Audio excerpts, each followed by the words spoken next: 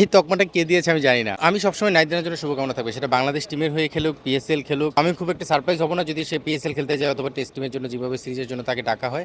অবশ্যই নাইট-রানার রিপ্লেসমেন্ট হয়তো ওইভাবে নিতে পারিনি। চ্যাম্পিয়নশিপ এবারের লিগটার সবচেয়ে মজার যে বিষয়টা আপনি কাউকে বলতে পারবেন না যে চ্যাম্পিয়ন। আমি জানি না কারাই তকমা দিয়েছে। আমি আসলে এই তকমার সঙ্গে একমত না।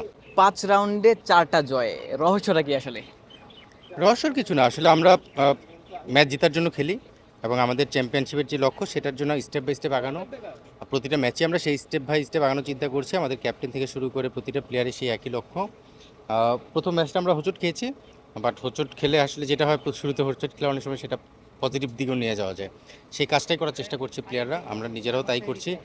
আমাদের প্র্যাকটিস সেশন থেকে শুরু করে প্রতিটা জায়গায় আমরা ওই মোটিভেশনটা নিয়ে নিয়েছি যে প্রথম ম্যাচ হেরেছি, এখন আর হোঁচট খাওয়া যাবে না।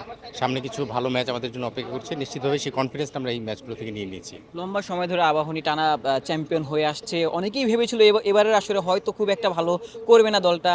কিন্তু আপনি দায়িত্ব নিলেন এবং টানা ৪ ম্যাচের জয়লাভ।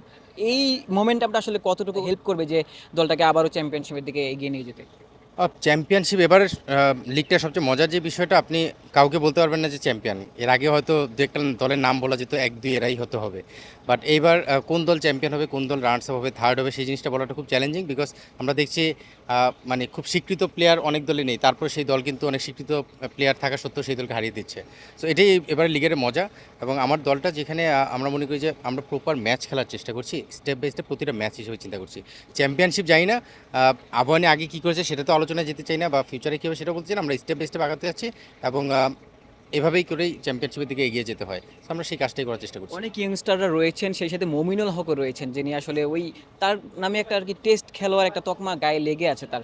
তাকে আসলে সুযোগটা দেয়া এবং তিনি পারফর্ম করলেন, আজকে ম্যাচ জেতালেন। তার ইমপ্যাক্ট আসলে কত বড় আপনার টিমে? এই তকমাটা কে দিয়েছে আমি জানি না। ঢাকা লিগে আসলে মমিনুলকে নিয়ে এই ধরনের কথা বলাটা আমার মনে হয় যে খুবই যুক্তিযুক্ত না। আমার জায়গা থেকে আমি মনে করি মমিনুল খুবই ইমপ্যাক্ট একজন প্লেয়ার। ওয়ান ডে ইভেন টি-20তেও আমরা দেখেছি একসময় আমি ওই টিমের কোচ ছিলাম দুরন্ত রাজশাহীতে। তখন দেখেছি মমিনুলকে আমরা ওপেন করেছি, সেখানেও ভালো খেলেছিল। সো ওই টেস্ট প্লেয়ার বা এই তকমাটা আসলে আমি বিলিভ করতে চাই না। অবশ্যই তার মধ্যে অ্যাবিলিটি আছে, সুযোগ পেলে সেটা প্রমাণ করতে পারে।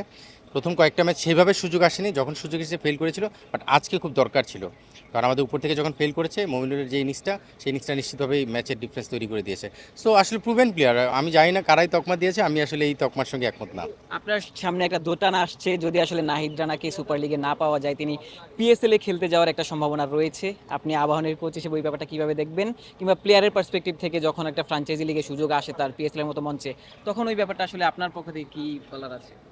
আমার জন্য আমি সবসময় নাইট-রানের জন্য শুভকামনা থাকবে। সেটা বাংলাদেশ টিমের হয়ে খেলুক, পিএসএল খেলুক।